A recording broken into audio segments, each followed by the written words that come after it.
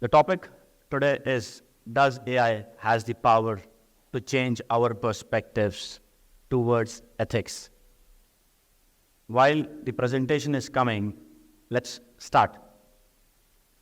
Like intellect has been a swagger for quite a few decades, which intelligence was a few decades before that.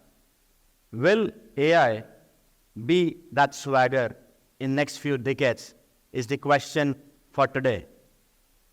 Intelligence and intellect, though they work hand in hand, there is still the movement from intelligence to intellect and now towards AI, which is artificial intelligence. The question is, like intellect took over intelligence, will artificial intelligence again take over AI, specifically in the perspective of human ethics? Do you think that we are moving from a world which used to embrace imperfections, vulnerability, risks, and challenges to a world which is embracing and welcoming perfection? Doesn't matter whether it is natural or artificial. In a world where all the decisions that you take are driven by machines, for example, the decisions which shape our life, the amount of water that you need to drink is today being told by machines. There's an app which pops up, says, hey, can you please take a glass of water? You've been sitting for long, there is an app which tells you, hey, take a stroll because your body needs it. The amount of nutrition that you need is today being told by the machines, even the quantity, timelines, etc., which essentially means that AI is governing everything that we do today, right from the news we read and the job offers which are made to us. I would not wonder if you would have started to imagine yourselves as subjects in the laboratory, like humans had rats and cats to experiment with. Machines today have humans to learn from and experiment with. Is this right or wrong is the question that we have today. In the perspective of the ethics that we have, let us understand how ethics and AI converge. Before that, we need to understand what ethics are for us. Ethics today means moral principles like honesty, values like respecting elders and authority, justice and fairness, cultural and relative aspects like compassion and non-violence, integrity in business, which is essentially fair trade practices. We have seen cases of frauds and unethical practices which pressurize us to think the importance of the cultural values and the corporate values together, and how do we manage them. For AI to have a discussion and an agreement with ethics, it is important for us they converge. And let me start this with a story which is of my 10-year-old nephew, who is inquisitive about Hindu mythology and is curious to really understand and apply the principle in his day-to-day life. He one fine day asked me, what is it that I can do to ensure that I do the right thing every day? How do I do it? So I sat with him, I explained him the concept of dharma in the Hindu mythology and how he can implement that in his day-to-day life. He questioned with his scenario, actually that he was facing, and you may all relate to that, is that when I play a game on my mobile phone, that game pushes me to defeat others so that I could win over and move to next level. Now, the person sitting next to me on the other side of the game could be a human or could be a machine, but the idea that is learned by me is how do I defeat others. In the same breath, he asked me, giving another example, saying when I move to next level, then also what happens is I have been given the cues of tools which I have been using in the previous level and others, which then entice me to use those and win this level as well and claim one victory after the other and after the other. Is this the right thing to do? And if it is, then how do we move forward? Because I understand that I am not moving anywhere. I am just ensuring that I spend more time on this machine again and again. This is the confusion that I am trying to clear for you today. Let us understand this with the help of a story, which is about a person named Rajan. So there are 5 pillars of ethics. I'm so sorry. There are 5 pillars of ethics which diverge into AI. One is autonomy and control, bias and fairness, privacy, transparency and explainability, responsibility and accountability. In this talk today, we'll talk about first 3 pillars with the help of a story. The story is of a villager called Rajan. He is living in a deep village in the heart of India. He is a wise elder who is carrying the historical values, the ethos, wisdom and morality that he has learned through the ages. In this village, technology gets introduced, which is a technology marvel in terms of AI application. What AI application does is it can predict anything that one wants to have a solution for. Right from managing crops to weather to healthcare to any other thing that they wanted to, take help on. Now, as the word of AI spread in the village, villagers started to understand and appreciate what it is. They were so very dependent on the machine that they started to use it for basic things like understanding your neighbor, like employment, counseling on marriage, even fights and disputes with neighbor were asked from the machine. With the presumption that the machine is devoid of any bias, is absolutely data-based, it is absolutely working on logic, though it was giving the right answers. Now, what happened was, the dilemma unfolded when Rajan realized that the transformation which is happening beyond the human intelligence. And he was concerned where the world is going. Where are we taking our culture to? Is it machines who will now we have to surrender, leaving behind whatever we have learned through ages and through ancestors? So he was in this dilemma, so were villagers, and they started to question themselves. Are we surrendering? Have we surrendered ourselves? Where is it that we are moving? I would leave the story here only for you to reflect this as a testament or a question with you which says, where is it that we will draw the balance? What is it that is right thing to do and what is not? This is first pillar of ethics, my dear friend, which is autonomy and control. Just because artificial intelligence is capable of taking a lot of decisions for us and we are allowing it to, is it going the autonomy way? Are humans not interacting with machines and ensuring that their perspective comes into picture? Are we saying that anything that machine does is right and there is no room for us to put checks and balances in place? We need to look at whether we want to participate in the decision-making process through machines or not, and at what stage. This brings me to the second pillar of artificial intelligence, which is bias and fairness. No human intervention never means that there is no bias. Because for a fact we know now that machines learn from humans. And the algorithm which is there in the artificial intelligence ensures to pick up biases which are there with people who are trying to write that algorithm and which is there in the data itself.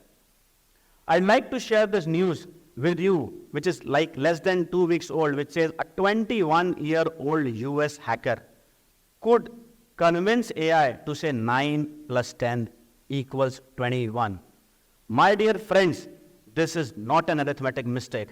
This is a proof that a machine can be told to deliver a result, whatever the person who is inputting is wanting to.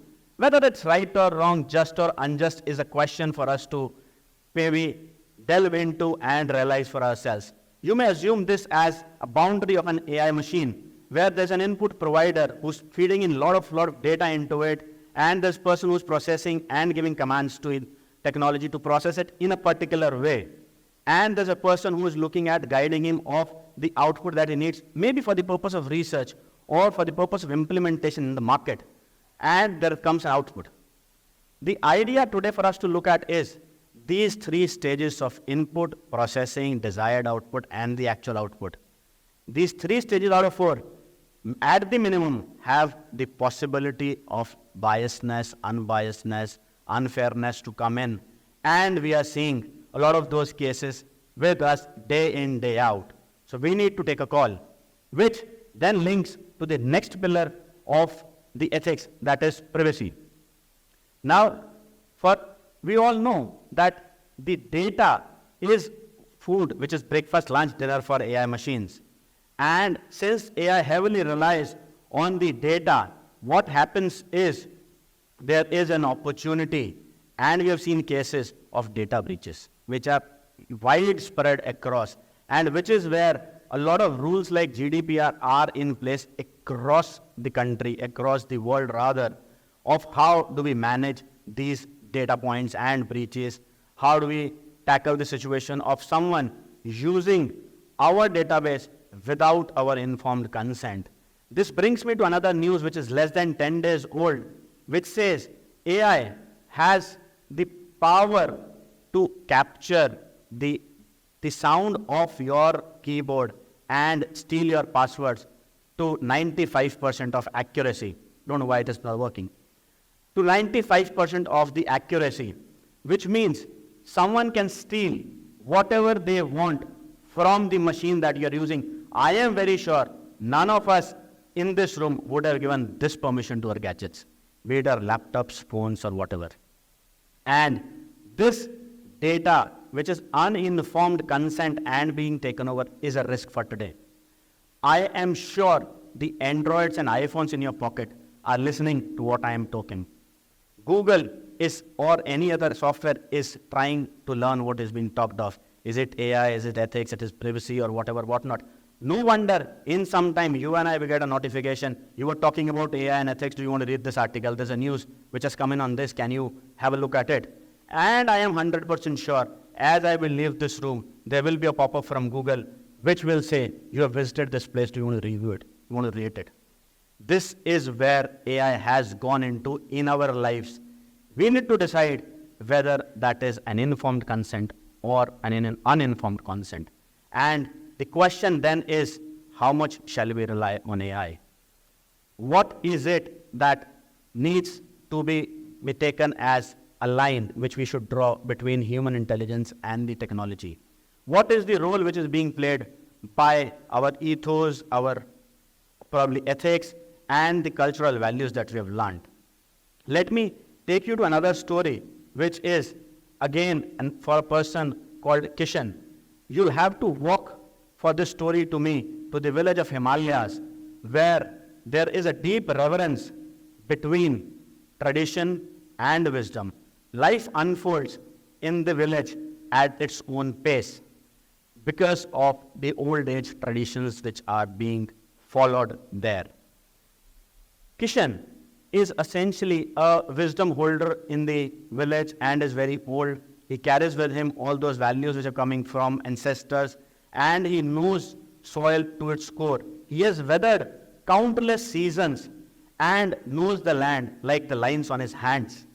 What happened one day was a technological intervention came in through students from a nearby city who came in and introduced an app which was AI-powered application, which said that we could predict the crop management and the learnings for you so that you can implement it. And we'll help you predict rainfalls, we'll help you predict weather changes, we'll help you predict the planting times, etc.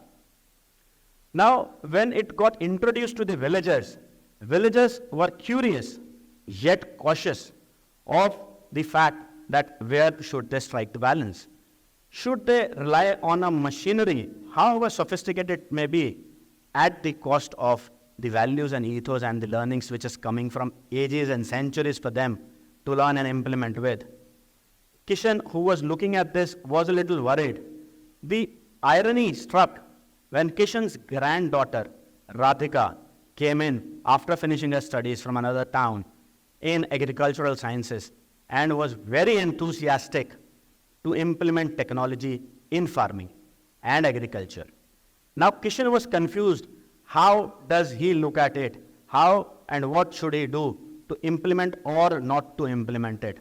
Because Radhika urged Kishan to give it a try. What this intelligent team of villagers did was they called for a meeting. They discussed the pros and cons of the technology. Like in every debate that we have, there were people who were for it, there were people who were against it. For people were saying that yes, it is a technology, it's a data-driven environment, and it has something to provide us to rainfall forecast, to look at planting times and so on and so forth. And there were people like Kishan who were like hell-bent on the agriculture knowledge that he has, soil that he knows better and all of that. What they did was they decided to strike a balance. They said that we will use technology only to predict few things for us, like planting times and rainfall forecasts, etc. But not for our knowledge of the land. Because we know the land as our Matra Bhumi. We have known what are the needs of this land at every point in time. And we would like to be sticking by it. This is how the intelligent folks in the village decided to strike a balance. And that is the question, my dear friends, that I have for all of you today. We need to look at this very, very cautiously and figure out and give inputs to the policymakers, to stakeholders, to other procedural guideline in authorities so that they could strike a balance between AI and humans. They should make rules and procedures in such a manner that AI should not overrun intellect like intellect did for intelligence. Coming back to my nephew, he is now fairly, not fully, away from gadgets because he has now started to focus on his physical and mental fitness by working on and spending his time on a sport he loves. Before I end this talk, I would like you all to think about one important question of the day. And that question, my dear friends, is where are we going? Are we moving from intelligence to intellect, then back to intelligence, but in an artificial manner, to artificial imagination, artificial inclination, artificial emotion, and we may end up with an artificial output? Thank you.